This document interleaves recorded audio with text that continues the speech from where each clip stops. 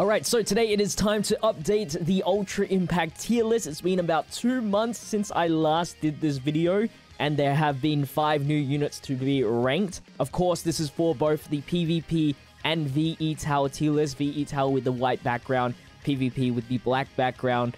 Before we get into the new units, we do need to re-rank some of the previous units that we ranked. With enough evaluation, I have decided a few things here. First off, Blue Hawks does definitely get the S rank. He just has really good damage turn 1. Even if enemies have like a lot of damage reduction, he somehow just bypasses it for the most part. And he's just so good. With these status nullification as well, makes him very, very potent in PvP. I'm gonna put down Red Kirishima. I think with the latest units now, it is kind of just like decided that Barrier is just way better than having damage reduction. Even though Kirishima has 40% damage reduction, it's just still not enough. And it can be very scary, and you can still get one-shotted with Kirishima. So that's why Blue Kirishima right now is way better than the Red Kirishima. To be fair, if you do end up having like units that can even give him more damage reduction, then it's fine, but then the team build's too specific. I'm going to move down Ochako. Just because of those high turn cooldowns, Green is just still not good enough, so she's not in the meta at all, and it's very hard with her unless bringing another support unit to get plus ultras on turn 3, which is pretty much the strategy, the go-to strategy. And then I'm probably going to put Endeavor down here. His skills are a little bit awkward with the order that you want to do it, unless you build a specific team around him, where you can lower everybody's speed prior to him, which is his job anyway to lower everybody's speed. So when it comes to Momo versus the Endeavor in terms of lowering speed, because they both have AoE lowering speed, I'd go with Momo than Endeavor, even though Endeavor's a little bit stronger. We are going to move somebody up though, which is Sun Eater. If you are trying to build a 2-turn, well, not a 2-turn, but like a turn 2 team where it starts like ramping up, Sun Eater is definitely the way to go. I've seen team builds with him that work really well. In defending, he can still be very awkward, but for the most part, I'm ranking this for attack. So I think that he is a very good unit to bring in the front line. And then I'm going to lower the Overhaul down. I feel like if you're going to be S, I feel like you could be positioned anywhere. Overhaul's a little bit more of like that sub-lineup unit. It's very hard for him. It's very hard to justify him putting him in the regular spot just because of how slow he is and how like big his cooldowns are. If you end up like, you know, killing everybody anyway, you know, it's very hard for him to skill chain again during the same PvP match, which can be awkward unless you have like a lot of blue enemies targeting him so you can get his regen. It's very specific, so that's why I feel like he should go to A. Now, I believe that is it. I don't think anybody else deserves to be re-ranked into S or go any higher. I think I'm pretty happy with that. Now we'll rank the new units here. So we have from Cheerleader Momo, Ida, the Jiro, Deku, and Bakugo, the Anniversary Fantasy Deku and Bakugo. So let's start off with Momo here. Momo's the second best healer in the game, second best support. She has damage reduction for all allies, increases her own power, plus Ultra Gauge for himself.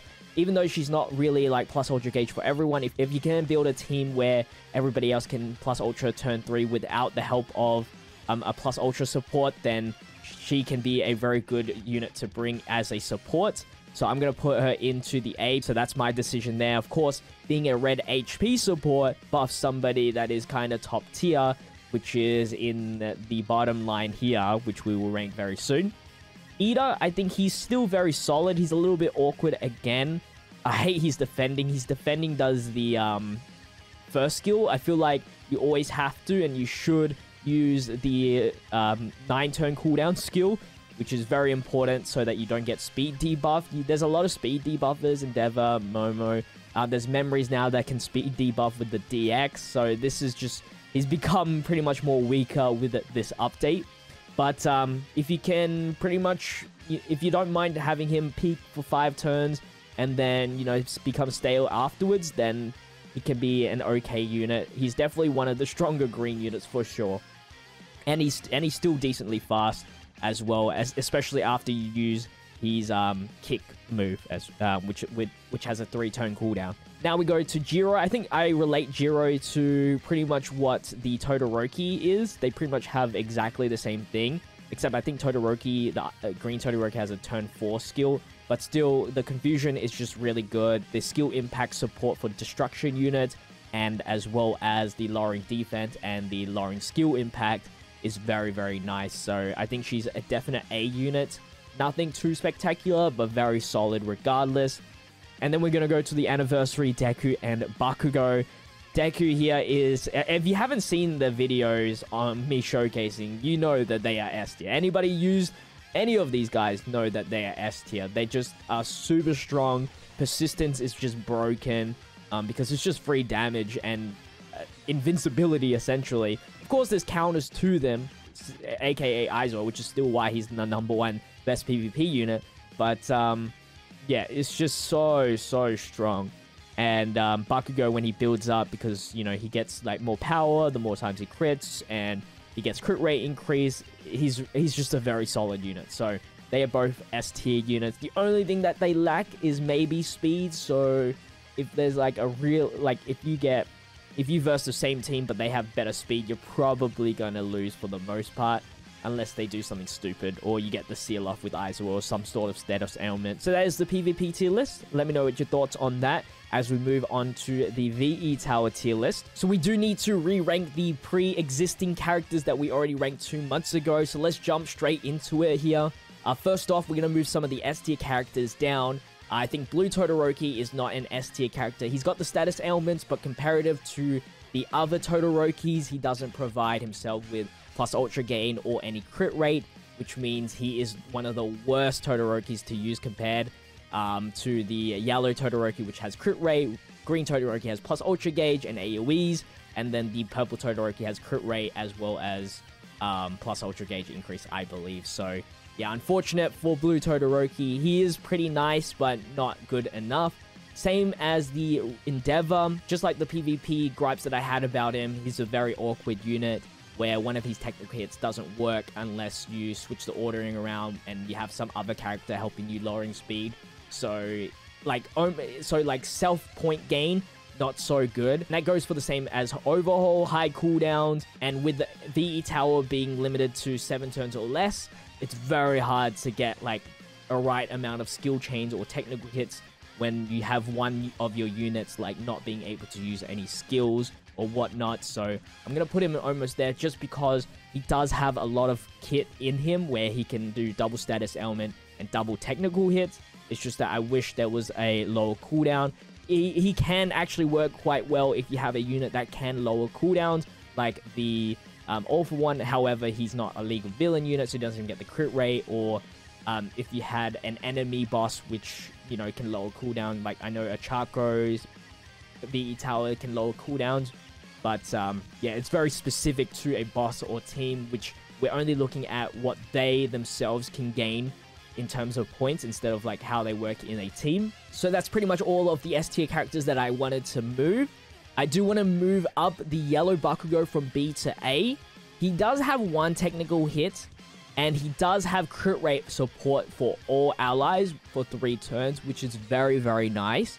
I think critical hits is probably the hardest thing to do in terms of VE Tower, so making it easier helps the team a lot. He doesn't have any status ailments or anything like that, but usually it's not too difficult to get 5 status ailments. There's a lot of characters now that can provide those status ailments by themselves, actually.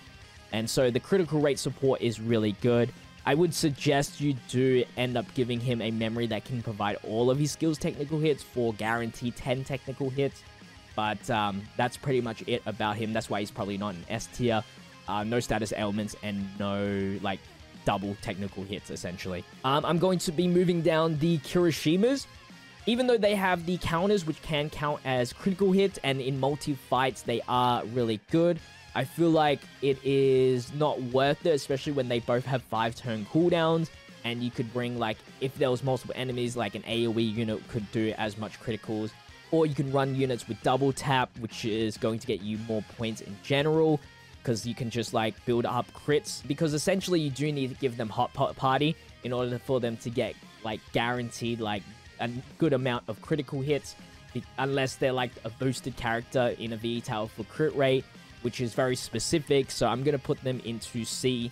Anyone in C, pretty much, you got to tell them, hey, run Hot Pot Party, and you'll be good, essentially.